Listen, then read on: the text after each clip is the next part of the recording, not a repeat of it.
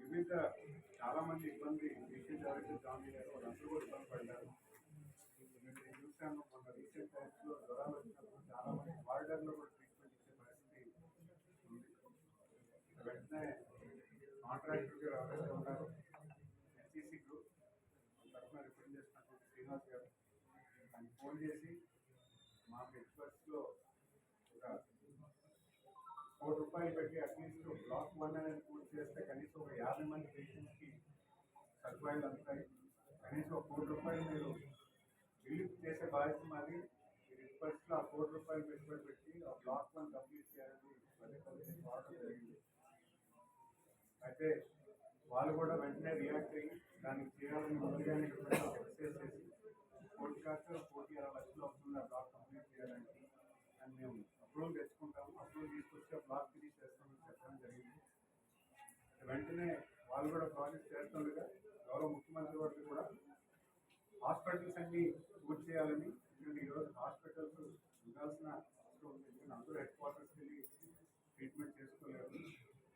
అందరికీ కూడా ఎక్కడైతే 100% హాస్పిటల్ ఏముందో అక్కడ 100% హాస్పిటల్ కంప్లీట్ చేస్తే అన్ని ట్రీట్మెంట్స్ సర్జరీస్ కానీ లేకపోతే పేషెంట్స్ గర్భిణీ స్త్రీలు కానీ లేకపోతే ఏదైనా యాక్సిడెంట్ కేసు కానీ ఇవన్నీ కూడా దగ్గరలో ఉన్న హాస్పిటల్కి గవర్నమెంట్ హాస్పిటల్కి వెళ్ళే విధంగా వెంటనే చేయాలని ఆలోచించి ఆయన కూడా వెంటనే పిలిపించి కొంత ఫండ్ ఇవ్వడం జరిగింది. అంటే ఫండ్ కూడా చాలా లిమిటెడ్ అయినా కాంట్రాక్టర్ కూడా పెద్ద మనసు చేసుకొని ఈరోజు అన్ని హాస్పిటల్స్ పూర్తి చేద్దామని ఆ కార్యాచరణ చేస్తున్నాం. అందులో గెలుస్తున్నా ముందుగా చేపడతామని ఆలోచన చేస్తూ మాట అందరూ కూడా ఈ వర్క్ 1 నెల రోజుల క్రితమే స్టార్ట్ చేసి ఈరోజు ఫుల్స్పెడ్గా ఈ వర్క్ చేయడం జరుగుతుంది.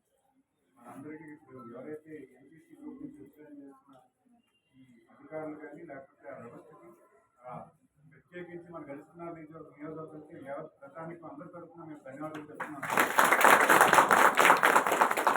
ఎందుకంటే ఈరోజు బేసిక్ ట్రీట్మెంట్ అనేది అవసరం.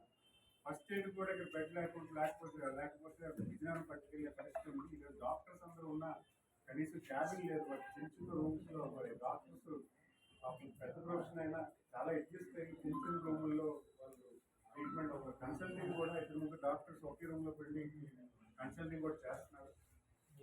మేము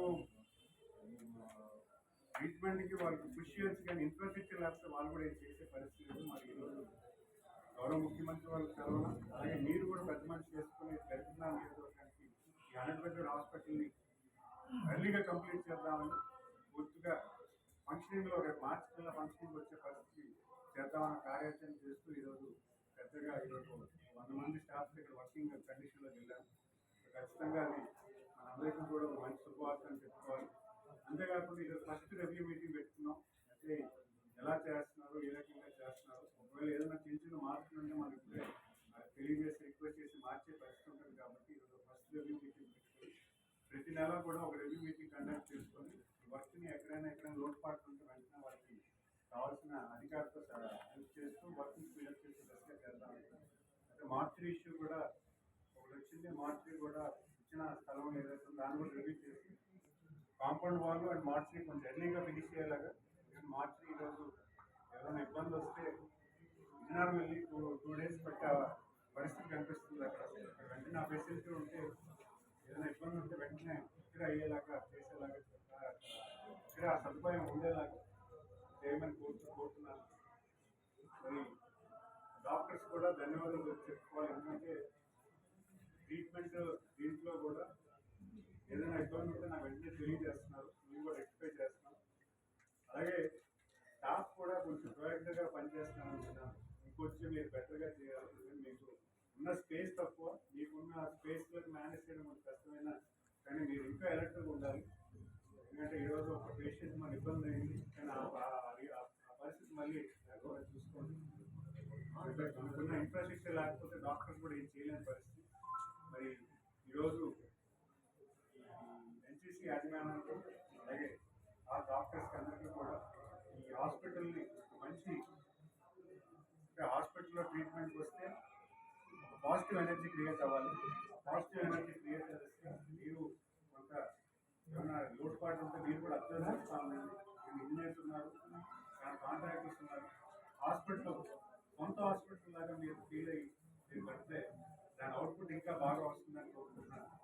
హాస్పిటల్ ఎన్విరాన్మెంట్ బాగుంటే ఖచ్చితంగా పేషెంట్ రాగానే హ్యాపీగా ఉండి ట్రీట్మెంట్ చేసుకుని వెళ్ళే పరిస్థితి ఉంటుందని భావిస్తూ ఈ ఇచ్చిన ఎన్సీసీ వాళ్ళకి అలాగే ఆ డాక్టర్స్కి మరి అందరూ పత్రికా మిత్రులందరికీ కూడా ధన్యవాదాలు తెలియజేస్తున్నాను.